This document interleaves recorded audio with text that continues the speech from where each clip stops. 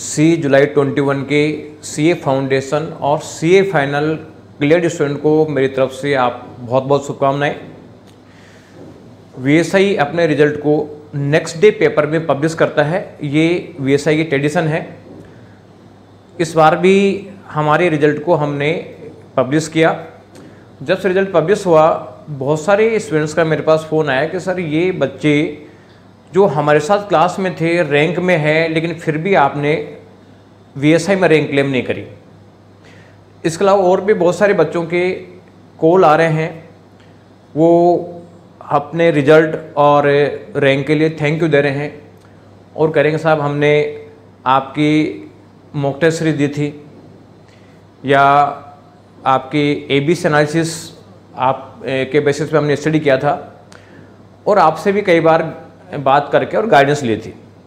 तो ये जो रिज़ल्ट है ये आपकी वजह से, आपका बहुत बड़ा रोल है और आप इस रिज़ल्ट को क्लेम कर सकते हो, हमारी रैंक को क्लेम कर सकते हो। ऐसे काफ़ी कॉल मेरे पास सुबह से और अभी तक आ चुके हैं।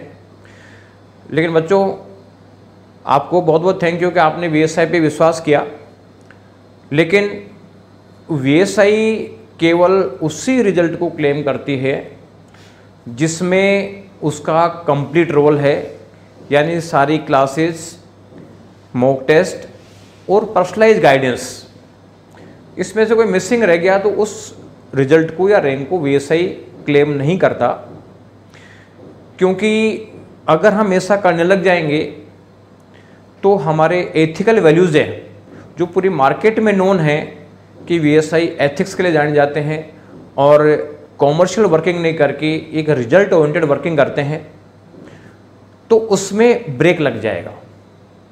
क्योंकि एक बार माइंड जब डाइवर्ट हो जाता है और क्योंकि रैंक का लोभ बहुत बड़ा लोभ होता है, तो एक बार जब माइंड डाइवर्ट हो जाता है तो उसके बाद में केवल उसी उधड़न में लग जाना होता है कि साहब किस तरीके से ये फ्री मॉक टेस्ट दे दें, गाइडेंस दे दें, ये दे दें, वो दे दें, मैटर पढ़ लिया। बच्चे तो क्या है कहते रहते हैं, लेकिन उसके बाद में वर्किंग बंद होने का धोखा रहता है।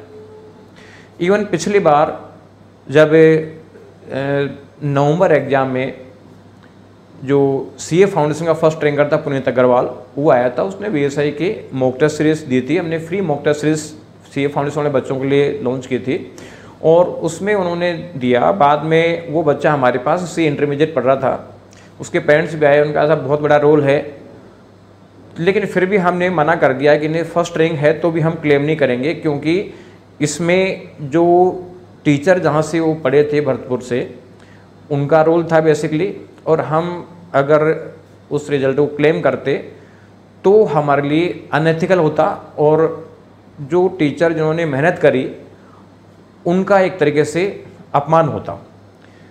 तो हमने ऐसा नहीं किया। वो बच्चा अभी भी हमारे पास में सी इंटरमीडिएट का स्टूडेंट है और अभी दिसंबर एग्ज़ाम में वो अपेयर होने वाला है। तो वीएसआई बहुत एथिकल वैल्यू पे वर्क करता है और केवल पास आउट या रिजल्ट पे ही बिलीव नहीं करता। बेसिकली लिमिटेड बच्चे लेकर और उस पर वर्किंग करना और रिजल्ट निकालना, ये वीएसआई का ट्रेडिशन है। एक तो वीएसआई का ये नियम बना रखा है कि जिस दिन रिजल्ट आएगा उसके नेक्स्ट डे पेपर में पब्लिश होगा, अगले दिन नहीं होगा तो उस दिन होगा, अदरवाइज नहीं होगा।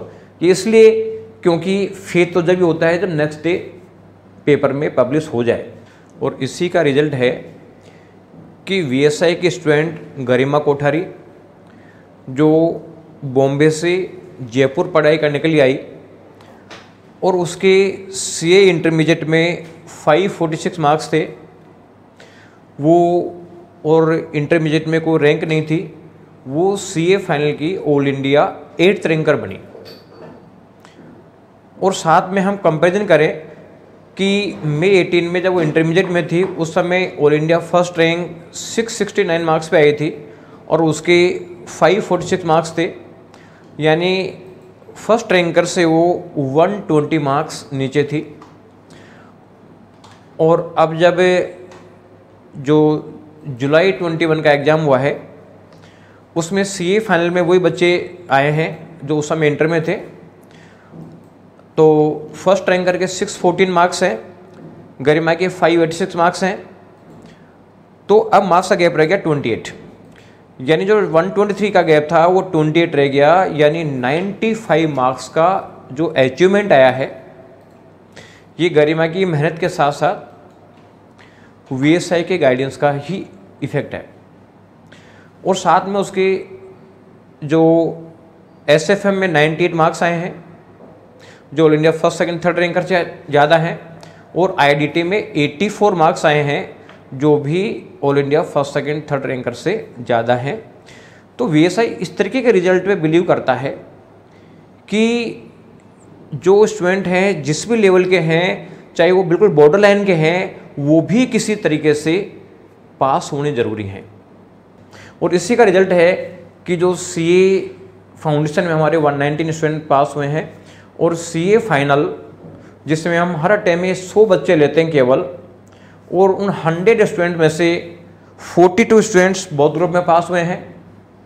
फर्स्ट ग्रुप में 26 और सेकंड ग्रुप में 13 स्टूडेंट पास हुए हैं। टोटल 81 स्टूडेंट्स हमारे पास हुए हैं 100 में से। और इसके साथ साथ जो एग्जाम्पशंस के आप जैसे देखोगे तो आप ताजुब करोगे कि CA फाइनल जो SFM है उसमें 87 बच्चों के एग्जाम्पशन आई है, हाईएस्ट मार्क्स है 98, जो all India first second third ranker से भी ज़्यादा है। इसके अलावा FR में 59 सब्जेक्ट में एग्जाम्पशन लगी है जिसमें हाईएस्ट मार्क्स 78 है। IDT में 14 स्टूडेंट्स को एग्जाम्पशन मिली है और हाईएस्ट मार्क्स 84 है, जो भी 84 मार्क्स भी all India first second third तीनों रैंकर से ज़्यादा है। इसके अलावा DT में 34 बच्चों को एग्जाम्पशन मिली है और हाईएस्ट मार्क्स 77 है। तो ये इस तरीके के रिजल्ट जो बहुत कम लिमिटेड बच्चों में वर्किंग करके जो रिजल्ट लाने की टेंडेंसी है वो जब भी पॉसिबल है जब रिजल्ट एक एडिक्शन हो। अदरवाइज बहुत ज़्यादा बच्चे हम पढ़ा लें और उसके बाद बेस पे रिजल्ट या रैंक क्लेम कर लें तो उससे पर्पज़ सोल्व नहीं होता। हमारा पर्पज़ है कि नॉर्मल स्टूडेंट भी पास हो, टॉप करे, और 100 में से ऐसा रिजल्ट आप कल्पना कर सकते हो। अब VSI की वेबसाइट पे जाके एक बार रिजल्ट चेक करना कि VSI का क्या रिजल्ट रह रहा है। तो जो आप रैंकर हैं, आप लोगों का जो ओपिनियन है बहुत मायने रखता है, इसलिए आप लोग जो भी ओपिनियन दें, मार्केट में ओपिनियन पब्लिश करें, तो आप अपने जो टीचर जहाँ से आप पढ़े हैं उनका रोल ज़रूर आप बताएं, क्योंकि CA फाइनल में बहुत का रोल होता है। नॉर्मली एक एक दो दो सब्जेक्ट नॉर्मली पढ़ता है और उसके बाद में हर टीचर्स को क्लेम करता है। तो कम से कम ये चीज़ तो हो कि भाई कौन सा किस पर्टिकुलर टीचर का क्या रोल है, ये नॉलेज में होना बहुत ज़रूरी है बच्चों के, जिससे कि वो डिसीजन मेकिंग करते समय एक प्रॉपर डिसीजन लें और उनके साथ में चीटिंग नहीं हो। तो बच्चों, आपके प्यार और सुनने के लिए बहुत बहुत धन्यवाद। Thank you.